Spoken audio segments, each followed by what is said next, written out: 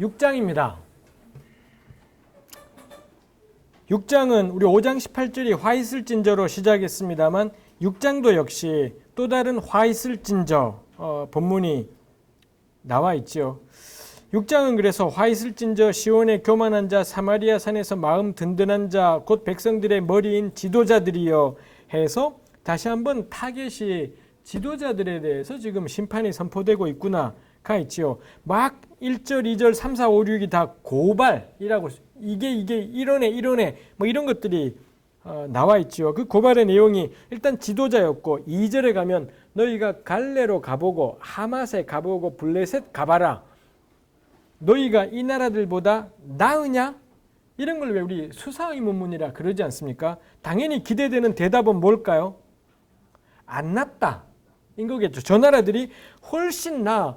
근데 너네 왜 이따우야? 뭐 이런 것인 거겠죠. 근데 그 뒤를 보면 그 영토가 너희 영토보다 넓으냐? 그럼 답이 뭔가요? 이건 좁다 이지 않습니까? 이게 앞뒤가 안 맞아요. 저 나라가 너희가 저 나라보다 넓어? 안 넓잖아. 너네가 좁지. 그래 놓고는 그 영토가 너희 영토보다 넓어? 좁잖아. 이지 않습니까? 이러니 이게 이 두 개의 질문이 말이 안 돼요. 이 말이 안 된다는 게 이게 이해가 되시는가요? 이 곰곰이 생각해 보면 오늘 집에 가서 이걸 곰곰이 생각해 보십시오. 너가 이 사람보다 나 안 낫지 이 자식아 이건 거잖아요. 그의 영토가 너 땅보다 넓어? 좁잖아 이 자식아 이거지 않습니까? 그러니까 뒤에 질문은 이스라엘이 더 넓은 거고요. 앞에 질문은 저 나라가 더 나은 거고요. 이러다 보니 이게 질문이 엉키는 것이 있어서 번역 성경들이 말을 약간씩 바꿔요. 뒤에 거를 가령 그의 너의 영토가 그의 영토보다 넓으냐? 뭐 이렇게 바꾸기도 하고 그렇습니다. 참 어려운 본문입니다. 있는 그대로 놓고 보자면 의미가 나을 수도 있고 좁을 수도 있고 더 잘할 수도 있고 못할 수도 있다. 어느 땅이 넓든 좁든 그건 상관없이 이게 말이 돼? 뭐 이렇게 풀어가는 수밖에는 없지 않을까 싶습니다. 3절에 너희가 흉한 날이 멀다 하고 포악한 자리로 가까워지게 하고 흉한 날이 멀다. 이것도 뭐 한참을 자세하게 다뤄야 되겠지만 그런 재앙의 날이 가까이 오지 않는다라고 그날은 없다라고 생각을 하는 거죠. 그러니 포악을 행하며 못된 짓을 한다라는 겁니다. 재림에 대한 기대, 종말에 대한 기대가 사라진 교회가 이런 특징들이 나타나게 되는 것이 있지요. 저는 우리 여기 계신 분들 동의될 것 같습니다. 한국교회는 더 이상 재림을 이야기하지 않아요. 우리 여기 저랑 연배가 비슷한 분들 80년대, 70년대 이때 중고등부 다니셨던 분들은 우리 그거 있지 않습니까? 그때 고등부 아이들은 휴거의 공기 속에 살았어요. 우리 주님 다시 오셔서 휴거가 일어나면 얘네들은 다 휴거되고 나만 남고 그럴까 봐 벌벌 떨었던 고등부 내내 그 나팔 불면 나의 이름 그 노래 있지 않습니까? 하나님의 나팔 소리 겁나 크게 부르면서 나팔 불 때 나의 이름 누구 이름 내 이름 막 이러고 막 이랬던 시절이 있지 않습니까? 주님 나 불러주지 않을까 봐 벌벌 떨던 그래서 그때는 늘 어린 마음에 그때 교회는 다 그렇게 가르쳤어요. 99년에 결판 날 것처럼 그럴 것처럼 가르쳤다 싶은데 재림과 종말이라는 게 이 고등학생의 마음에도 너무너무 사모가 되고 간절히 기다려지고 그 날을 생각할 때 이 마음이 뜨겁고 뭐 열렬하게 기도하고 전도하고 그랬던 시절이죠. 지금 한국교회는 재림 이야기하지 않습니다. 재림이니 종말이니 더 이상 그런 이야기 하지 않습니다. 너무 쾌적해져서 우리 교회들이 너무 쾌적해져서 하여튼 재림이라는 게 사라져 버렸습니다. 전혀 보수적이지 않아요. 그 점에서 눈꼽만 치도 보수적이지 않고 근데 예수 믿고 죽으면 천국 간다라고 이건 가르쳐요. 살아있으면서 부귀영화 죽은 다음에 내세천국 양손에 떡을 다 쥐고 하나도 놓지 않겠다가 좀 우리 교회가 돼버렸다 싶습니다. 근데 재림에 대한 강조가 이건 뭐 말로 근데 회복하자라고 제가 말하지만 저도 역시 약간 무의미해요. 더 이상 우리가 이 재림을 기다리지 않기 재림이 의미하는 게 그런 거죠. 궁극적인 변화. 이 땅에 존재하는 모든 질서가 절대 영원하지 않다. 지금 이런 세상이지만 절대 이거 영원하지 않고 절대 오래 가지 않을 거다. 그게 전 재림신앙일 것 같습니다. 그렇다면 곧 없어질 것들이다라는 걸 생각한다면 거기에다가 대가리 숙이고 난리법석을 떨고 이럴 일이지는 않겠다 싶은 것이 있습니다. 하여튼 이 북왕국이 그러했다는 거죠. 4절에 상하상, 침상에 기지개, 양떼, 어린 양, 우리, 송아지. 5절에 비파, 노래, 다윗처럼 자기 위하여 악기 만들기. 6절에 대접, 포도주, 귀한 기름 몸에 바르기. 뭐 이런 내용들이 쭉 이어져 와요. 여기에서 이 북왕국 백성들의 죄악이 뭐냐라고 할 때 3절에 포악이라는 건 문제가 있는 것 같습니다. 이건 포악은 문제인 거겠죠. 근데 4절, 5절, 6절이 뭐가 문제냐 싶은 겁니다. 상하상에 누운 게 문제인 건가요? 하나님을 경외하면 상하로 된 침대에는 누우면 안 되는 건가? 5절에 비파소리 노래를 부르지 말았어야 되나? 6절에 뭐 포도주 대접으로 마시면 안 되고 이 성찬할 때처럼 조금만 먹어야 되는 건가? 우리 성찬할 때마다 너무 작다 싶은 생각이 들지 않습니까? 더 먹으면 좋겠다 싶은 생각이 있는데 이 기름을 몸에 바르면 안 되는 건가 싶은 거지요. 적어도 4, 5, 6절에는 죄라고 할 만한 것은 없겠다 라는 겁니다. 이게 문제가 되는 유일한 건 뭐냐면 6절 마지막이에요. 요셉의 환난에 대하여는 근심하지 않는 자. 진짜 죄가 되고 문제가 되는 건 동족이 겪고 있는 고통에 대해서 무관심한 것. 이게 죄인 거지 사치가 죄이지 않다라는 겁니다. 검소는 그리스도인의 미덕일 수 있을 겁니다. 근데 그게 저는 검소가 교회가 권장할 사항이지 않다. 겁나 검소한데 이웃의 고통에 무관심해요. 범죄예요, 그거. 그리스도인은 검소한 사람으로 살도록 부름받은 자들이 아니라 요셉의 환난에 애통해하도록 부름받은 자. 전 그게 이 교회의 존재 이유이겠다 싶은 것이 있죠. 이스라엘이 하나님께 혼나는 까닭은 이 사치 때문이다라기보다, 근데 사치가 연관이 있겠죠. 이런 사치를 하다 보니 이웃에게 생각이 안 났을 겁니다. 그 부자와 나사로 이야기도 똑같지요. 원체 부유하게 살면서 자기 집 앞에 있는 나사로의 참상에 대해서는 완전히 무관심한 것이 있지 않습니까? 똑같은 맥락이에요.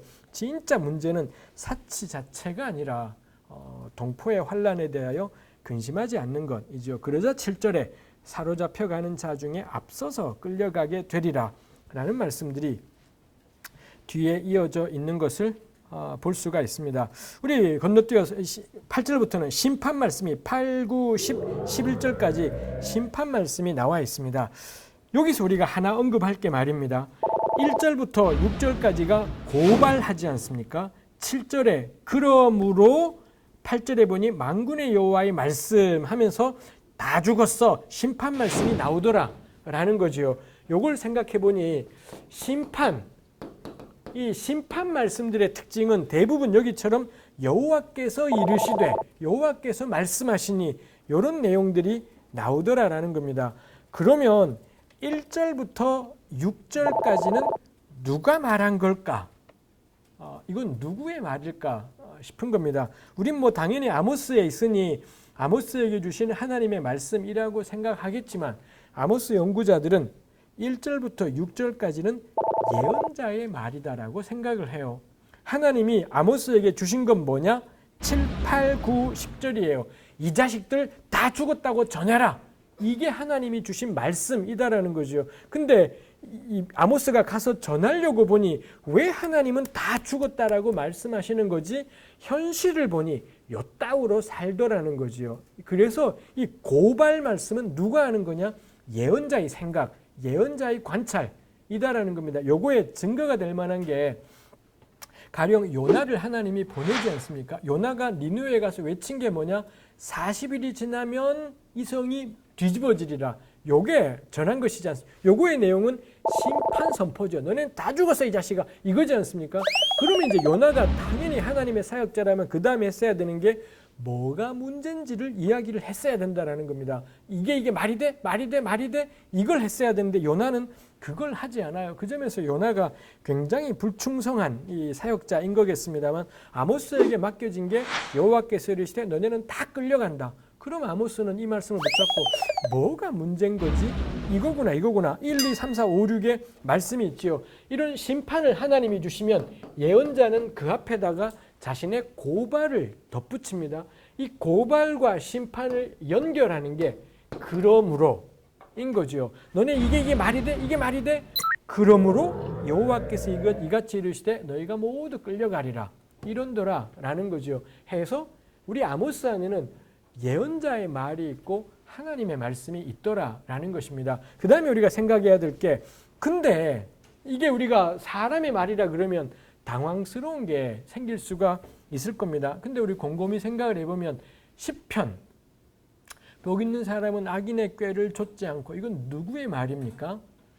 시편 기자의 말이지 않습니까? 시편은 거의 대부분이 기도예요. 기도 내지 찬양이지 않습니까? 이 기도는 누가 하나요? 사람이 해요. 이 찬양은 누가 하나요? 사람이 해요. 사람들이 자신들의 역경과 환난 속에 우리 요즘 복음성가 부르듯이, 찬송가 부르듯이 지어 불렀던 것, 그게 이스라엘의 예배 중에 사용이 되었던 거죠. 그러다가 이스라엘은 어떤 시기에 가서 사람의 기도였고 사람의 찬양이었는데, 이게 하나님과 우리 사이를 보여주는 하나님의 역사인 거구나 고백하게 된 거고 깨닫게 된 거고, 그래서 우리 교회는 유대인을 그대로 따라서 시편 전체를 하나님 말씀이라고 고백한다라는 겁니다. 시편의 거의 대부분은 명백히 사람의 글이에요. 근데 우리 교회 안에서는 시편 전체가 하나님 말씀으로 고백된다라는 거죠. 마찬가지입니다. 6장 1절부터 6절까지는 아모스의 말일 겁니다. 근데 아모스서 안에 이렇게 놓이게 되면서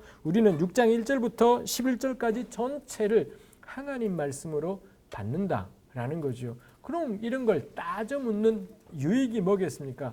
우리도 똑같이 한다라는 거예요. 우리는 이제 아모스 6장 1절부터 12절까지 이 전체를 하나님 말씀으로, 하나님이 이렇게 말씀하셨습니다. 그럴 때 모든 설교자들은 그 앞에 뭐 하나요? 왜 하나님이 이런 말씀을 하셨을까요? 성경에는 이런 것이 있습니다. 오늘 우리의 모습은 어떻습니까? 다 그거 하지 않습니까? 성경만 읽고 내려오는 설교자는 없어요. 성경을 읽은 다음에는 이게 우리에게 무슨 의미가 있습니까? 하나님이 왜 우리에게 이런 말씀을 하시겠습니까? 반드시 토를 달지 않습니까?